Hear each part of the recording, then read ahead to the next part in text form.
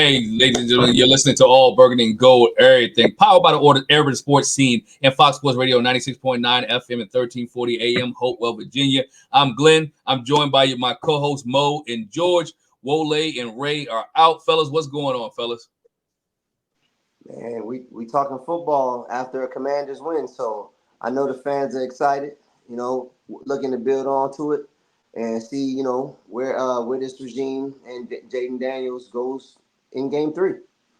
I know I'm going to enjoy this conversation about the game about what we're going to talk about more than I am watching Jets Patriots right now. That's for sure. I know, man. We got keys to the podcast tonight, so let's get this bad boy started. Before we get started, make sure you subscribe to our podcast on Spotify, iHeartRadio, Apple Podcasts. Just search All Burgundy and Gold everything. That's with 3 R's. Also tweet us at ABG_everything and hit us up on IG at ABG_everything and like our All Burgundy and Gold everything Facebook page. Make sure you subscribe to our All Burgundy and Gold everything YouTube channel as well. Make sure you hit the thumbs up. Make sure you give us a review. Make sure you give us a like. Mo, what we got for the night? Man, here's what we have on tonight, man. We're going to debate whether Noah Brown is Jayden Daniels' favorite receiver to target. And we're going to talk, I'm pretty sure we're going to discuss the Commanders win this past weekend as a segue.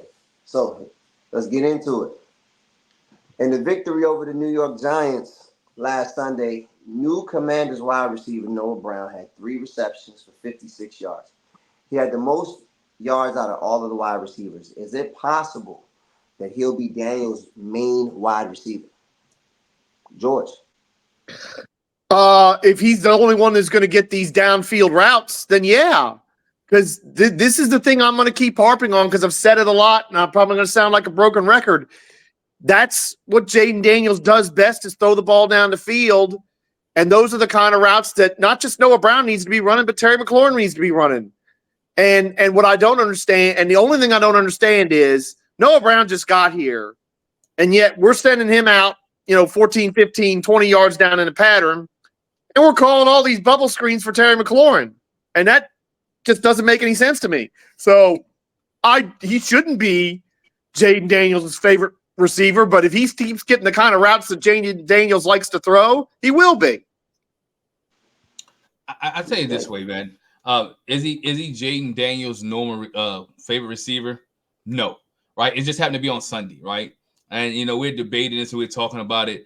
He had 3 catches. He had 3 receptions for 56 yards. Terry McLaurin was targeted had 6 catches for 22 yards. Now, is that Jayden Daniels' fault? No. Sometimes Terry didn't get anything down the field, but sometimes if you really go back to past history, Terry used to catch the short ones and turn into long ones, right? He never really been that down the field type receiver. He'll catch things off the middle, and then he will get more yards after the catch, which made it great. I like the fact that Jayden Daniels was targeting Terry McLaurin. He wants to get him involved, right? Got to realize the big play for Noah Brown came while they were driving, the last drive of the game, right? It was a 34-yard reception. So take that one out, right? Take the 34 yards out. You got Noah Brown with 2 receptions, right? 23 yards. And 23 yards. You see what I'm saying? So, so again, it was a time in the situation. He was in one-on-one coverage. He ran a post route where he was sitting wide open in the middle field and was able to run. On a bum. Oh, right, on a bum. So again, he had, not taking anything away from Noah Brown. He's supposed to do his job. He did his job. Jayden Daniels did his job by getting him the ball, and Noah Brown just got the extra yards. Is Noah Brown an effective receiver?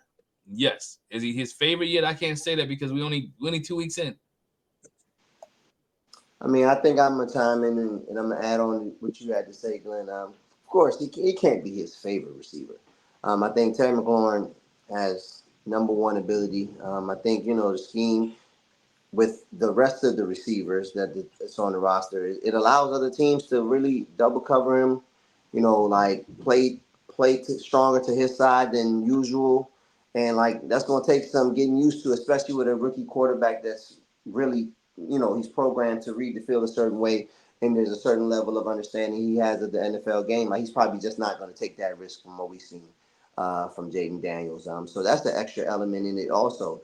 I don't think that Terry's not always getting open, but I think that the kind of bracket coverage that they're playing on him is kind of hard right now for Jayden Daniels to decide whether he's going to go there with the ball. Versus Noah Brown's play on Sunday, where he ran the backside post. He beat Cordell Flott inside. Um, how I as a how I don't understand as a if you're a defensive back and you're on that side of the field, that's the widest side of the field to go to. You know what I Because mean? he was So backing up. He was playing cover three. He was yeah, backpedaling. He was playing I cover three. He was backpedaling as the post was coming, coming and he and didn't go to the middle of the field. And he didn't he put just that found foot a in the window. ground at all. Right. So And so he blew that, and it became a big play because a little bit of the run after the catch added on to it also. So it was one big play I think that is creating this perception. But Terry McLaurin still has to be the favorite wide receiver.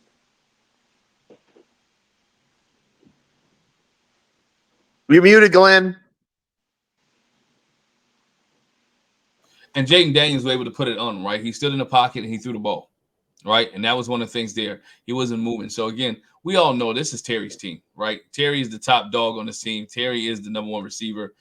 We wanted guys to, let's be honest, we want guys to take some of the pressure off of Terry McLaurin, right? You want Noah Brown to be a threat. You want De'Ami Brown to be a threat. You want Zacchaeus to be a threat, right? You want McCaffrey to be the threat. Because if you have another receiver, that means you can't double Terry, right? You have to respect the other guys. We thought DeHaan was that guy. They got DeHaan out of town, right? DeHaan is gone. But if you look at teams like Philadelphia, where they got a Devontae Smith and AJ Brown, right?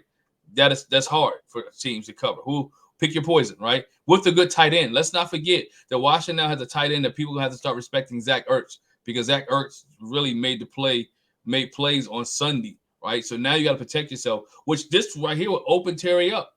You got Noah Brown who has a deep who can stretch the Yeah, field, Phil, right? big Who can stretch the playability. field. Big playability, stretch the field. You got De'Ami, got big playability, stretch the field. Terry will catch a lot more things. Terry just need to get more fresh, wide open catches so he can use his ability to break tackles and get yards after the catch. I mean, I think with Noah Brown, his emergence last game, what makes him such an effective target for Daniels? I think it's speed.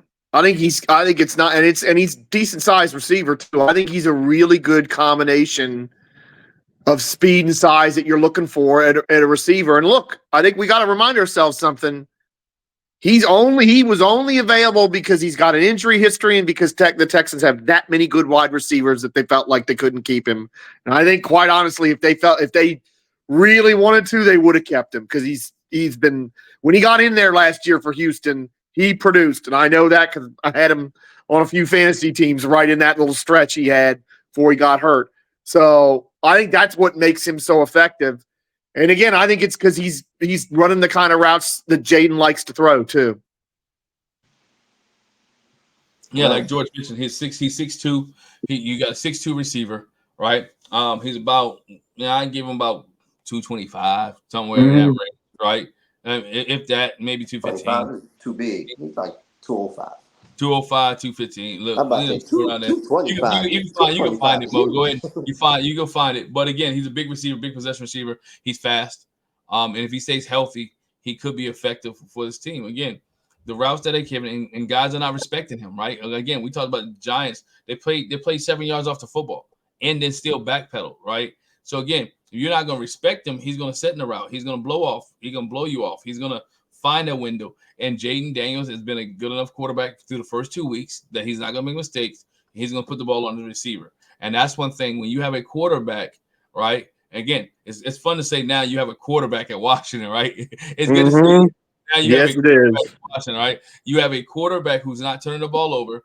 You have and I don't think offensive line got a lot of credit. He didn't get sacked as much, hasn't been sacked as much. He's not running for his life, right? The line play was better this past week against the Giants. He wasn't running for his life, and he was able to sit in the pocket and deliver footballs. And you'll see receivers catch more. And let's not to mention, it will be much more better for the receivers anyway when you have running games where you have running backs running for over 100 and some yards. And so it is a very effective offense. And again, people talk about back to the Terry McLaurin situation. He spread the football around. I mean, I believe Jayden Daniels hit 9 different receivers on Sunday. So again, it's so many balls you can go around, and Noah Brown just happened to catch the longest one. Yeah, Terry has And to I make think the most of his opportunities. make most of his opportunities. But Yes, but sir. is Terry making the most of his opportunities when it's the same bubble screen, both sides of the field? He's not even getting this. And you talk about the plays that he turns short ones into long ones. A lot of those are slants. He's not even getting those either right I now, mean, which I don't understand. I'm telling you, George. He's been double covered. He's been covered well. Also, like Tampa had a good scheme against the Commanders, and that's why Jayden had to run as much as he had to run. The Giants game, they had their number one corner on him majority of the time, Mm-hmm. and that's why Noah Brown was able to beat the caliber of corner that he beat for the big play to put the team in position to score. You know, so Terry just has to make the most out of his opportunities that come his way. We can see it's quite evident that Jayden Daniels is not going to force the issue with the ball. He's being safe with the ball, which is something that I'm pretty sure that fans, the coaches, everybody is more, you know, would love more than to just give Terry senseless shots down the field, right? But speaking of Terry, I guess the question then becomes: do we think that Terry McLaurin is feeling a certain way with Noah Brown outproducing him this past Sunday? No, no. I will answer that one before anybody else. I don't think he feels some type of way. He wins football games. He knows that Kingsbury is trying to get him the ball, right? Trying to get him the ball. It may just be the bubble screens now. He understands that he has a rookie quarterback who could be the franchise quarterback, and he understands that he has to. He's part of this, right? He's vital part of this to make sure Jayden Daniels is comfortable. We'll see more stuff, I believe, down the field later on in the season. More with Terry McLaurin. I think Terry McLaurin does get more productive in the next couple of weeks. But here it is: if you got a running back who's running, right, and you got two running backs who are running because Brian Eckler has a good game as well, right, and you got running back and you're running the football, um, what do you want, right? Do you just throw it just to give it throw it? Because again, there are teams who run the football. Um, you run the football and you win. Guess what? We're gonna keep running the football. That's our identity. The identity of Washington Commanders is right now is run the football, and they can run well. They was gashing people. So again, if I'm running the football and I don't get in a third and long situation, or I'm just throwing it just to stay honest, he may not get the numbers he got in the past, and he may not. And it doesn't mean you get mad at Jayden Daniels. Hey, guess what? Your teammates are doing their job. You're part of the offense because you don't see Brian Robinson them getting mad when they don't get 100 yards. But Mm-mm. so it just may not be your week. I mean, but they also haven't been the caliber of player that Terry is. Let's let's keep it honest there. Brian Robinson, for all intents and purposes, still has a lot of proving to do, which he is showing that he probably is going to prove. But like he hasn't arrived yet. 2 700-yard seasons isn't he had room to grow. Let's You not know what I forget this mean? guy got shot, and he's coming back off of that too. I understand all the reasons. I'm not saying that he's without talent. I'm just saying that it hasn't happened. Two things can be true, True. I, right? So with the, that, I think the only thing that's going to bother Terry, why aren't we moving him around the formation? Why is he only lining up on one side of the formation? Because what was it? I think somebody broke it down that it was like all but 3 snaps were on the left side of the formation this past week against the Giants. Because I think that's got to be part of it too, is that you're not moving him around and allowing and taking advantage of the fact that he is a very good route runner. And even if he's not the fastest, he does know how to get separation you got to from know his styles, receiver. George. You got to know styles. Cliff Kingsbury did the same thing in Arizona with the offense that he had set up for Kyler Murray. That's why they went and got DeAndre Hopkins. They put him on one side of the field, and he threw to DeAndre Hopkins constantly, like constantly, right? But he's a different caliber of athlete than Jayden, whatever the case may be. And that's a different type of caliber of receiver than Terry McLaurin. Also, Jayden's just not taking those risks. And we also probably need to think that they're trying to ease the kid on in, right? The playbook maybe we don't know if the playbook may be too expensive for him right now. And maybe they're running the stuff that he's comfortable with in order to keep him in a good groove. We can't have it all at once. You understand? Like, I think that's what the fans. That's what makes fans so outlandish in some of their expectations of teams. Like this kid has to develop. He has to develop, and he's developing before our eyes. And we've seen an improvement from game one and game two, right? So, like, let him continue to develop. The team won a game and they lost the game. It's still week three. They have an opportunity here to be above 500 against a Cincinnati team that's 0-2. So let him keep progressing the proper way so that this thing works for the long run.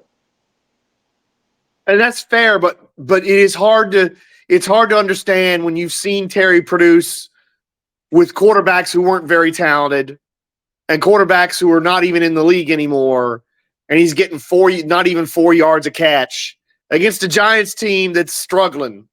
They were pretty good. They were decent against Washington on Sunday, but they're a team that's struggling as a whole. And even if Jayden Daniels is developing, which he is, there ought to be some kind of way that we can do better than that for somebody like Terry McLaurin, who's produced how he's produced with some of the people he's had to produce with. Then it comes down to Jayden Daniels. Then he has to deliver him a football. It comes down to play He has to call. see It the comes down to play field. call.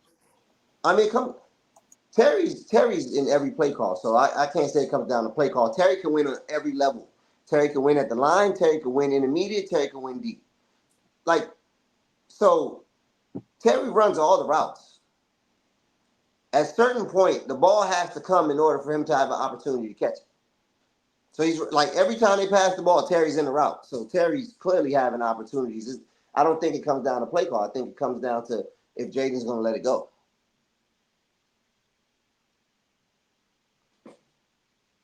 Because of what he's seeing in terms of coverage. I agree with you on that. In week one, that was the case, right? Week one, he didn't throw because he didn't see the open. He didn't let it go. He ran the ball. They got with him, talked to him. Week two come along. Saying I think sometimes the same thing, right? He didn't see Terry as open as he did, as he was. Remember, I mean, what? Terry also Deontay dropped Banks did a Terry good also job, though. He dropped a wasn't. couple. Terry also dropped a couple too, right? Let's not forget Terry dropped the. I believe it was week one, right? Right before the half, Terry dropped a big bomb that Daniels overthrew him. I believe it hit his hands. That Daniels threw, which could have been a big gainer for Washington, right? So and he dropped one this week. So there are some that could increase his average in numbers. Not saying all of it's Jayden Daniels, not saying all of Terry McLaurin. I think is a project, and these teams are gonna get it together. You can say the same thing about DJ Moore and Caleb Williams in Chicago, right? Yeah. And so Yeah. let's be honest. Look, can we let's go? You got your rookie quarterback, big time receiver, right? DJ Moore puts big numbers. They have not really hooked up like that this year at Not at Well, all. all. for starters, I'd rather have our offensive coaching staff than Chicago's. I think they've got serious Yeah, issues over there.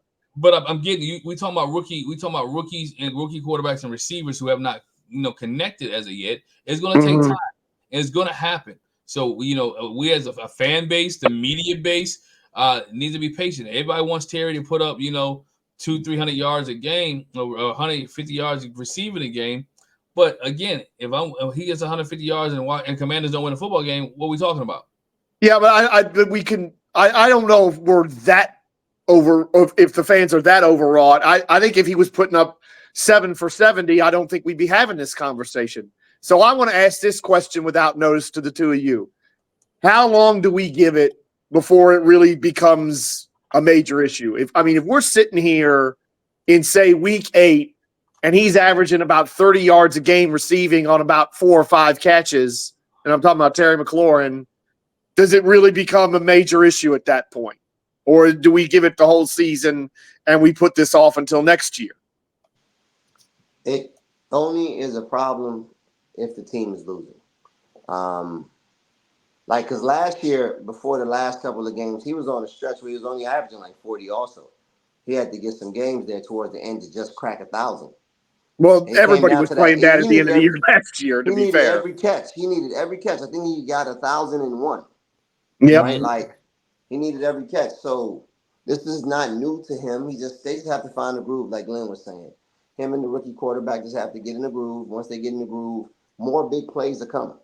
And once the other receivers start making some plays and they can take some pressure off, like right now, they can just put two on Terry and go about their business. They don't have no threat across the other side of the field. They can man it up against, or they can play some kind of zone there and trust that those guys aren't going to get there before the pass rush gets there. So it's a lot. It's a lot that's building up right now. Them guys have to play better.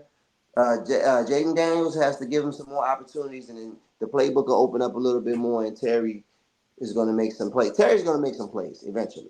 He's going to make some plays. I don't think it takes 8 weeks. I don't even think it takes that long. No, He's I going to don't make think a so. play.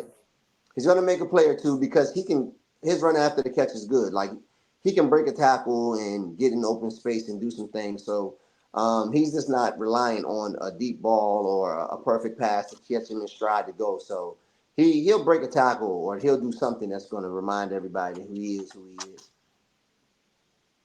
Let it be this Monday night because we're going to need it. We're going to need it this Monday night, but we'll put that off till later. Do we? Yeah, we'll put that off later. I think let's say, do we want to go back to Noah Brown? Yeah, let's go back to Noah. Do y'all feel it? I mean, go ahead. Do you feel that Noah Brown is officially the number 2 receiver on the team?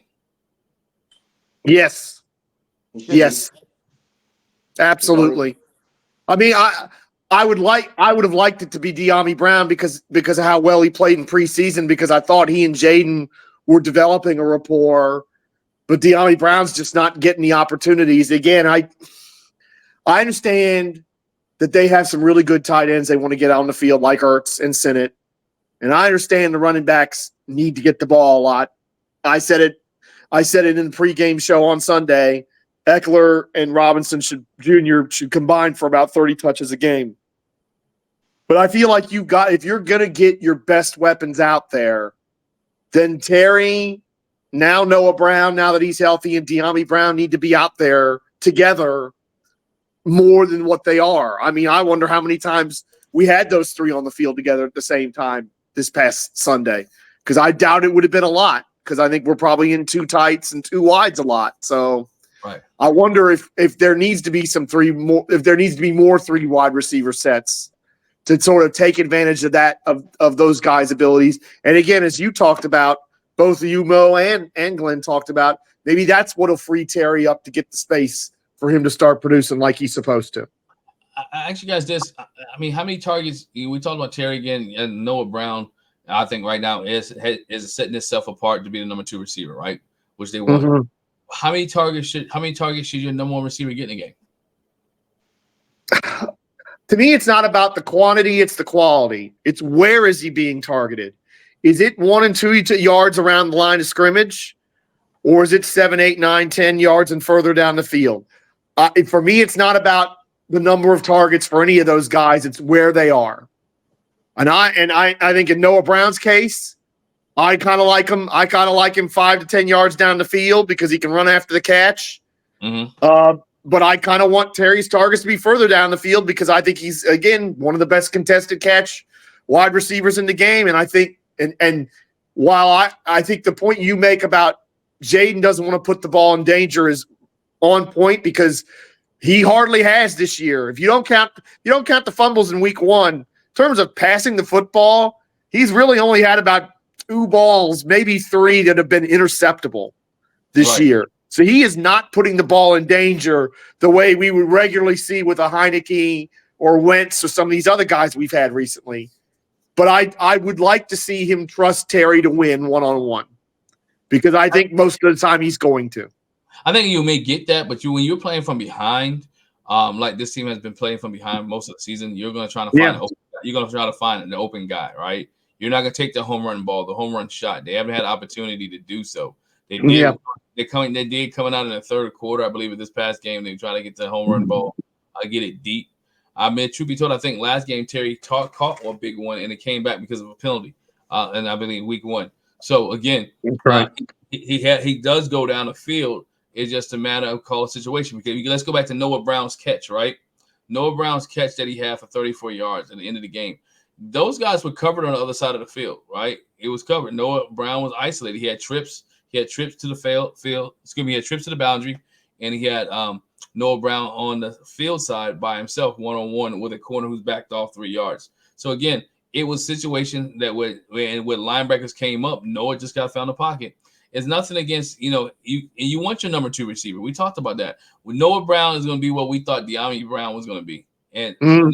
not De'Ami. De'Ami going to be, and we thought Jahan Dotson was going to be, and it's not that. They're not that type of receiver. Big receiver, get across the middle. So right now he's the number 2 for the Washington Commanders. I think they can coexist. I always think about Alvin Harper and Michael Irvin, right?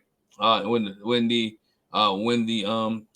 Cowboys were good, the big receiver Michael Irvin get downfield, and Alvin Harper was that possession receiver, right? Who go Mhm. downfield, get there. You look at the New England Patriots when they were good, right? Of course they used tight ends, but they also had Wes Walker, who was that possession receiver who could go downfield but could set in the zone in the middle and catch the ball. That's Terry McLaurin. They're not asking Terry McLaurin to blow the top off of anything. I'm sorry. And in the past, he had to do that, right? He had to be that guy. In this regime, in this offense, he doesn't have to be that guy. No, I think I can't argue with any of that. Well, Hey, that's that, man. I think the consensus is that Noah Brown should be the number 2. His combination of height, weight, speed, and some big playability, I think, is proven to be better than the rest. Um, what is it? Alameda Zacchaeus, McCaffrey, and De'Ami Brown. yes. Here's a So thought that just occurred to me. If Noah Brown continues to produce like that, does a wide receiver needy team come to us at the trade deadline and try to get him away from us? And do you No, even entertain it? no, you don't entertain it. You let no, him be the number 2 Okay. receiver. you let him be the number 2 receiver. Why would Okay. you don't change nothing up, man. No. Let that Yeah, let that let that let that rookie quarterback have some consistency around. Let him have a variation of toys to play with, and let him get better. If you really are about his development. mm-hmm.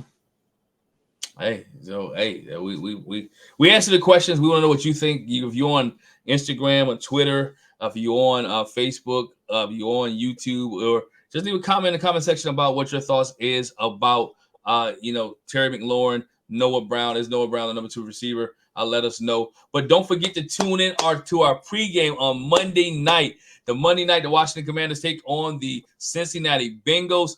Make sure you tune into the pregame before the game. We'll be on it, YouTube, IG, and Facebook live doing our pregame. Also, just check us out. Wherever we at, check us out. Again, I'm excited about Monday night. You have an 0-2 Bengals game team coming in. I got an 0-2 Bengals team. Washington's going to Cincinnati. Prime time. First time you get to see Jayden Daniels Under the in prime lights, time. baby. Under the lights. All eyes on me in the NFL. So all eyes on me in the NFL. Mo, take us home, man. Man, thank you guys for being out there watching and listening. Make sure y'all subscribe to our podcast on Spotify, iHeartRadio, and Apple Podcasts. Just search All Burgundy and Gold Everything. Also, tweet us at ABG_everything with 3 R's, and hit us up on IG at ABG_everything with 3 R's. And like our All Burgundy and Gold Everything Facebook page. Also, make sure that you guys subscribe to our All Burgundy and Gold Everything YouTube channel as well. You've been listening to All Burgundy and Gold, everything powered by the Urban Sports Scene and Fox Sports Radio, 96.9 FM in 1340 Hopewell, Virginia. 4 ages. You dig? As Wole would say, deuces, mega. I can We're subscribe. out. We out.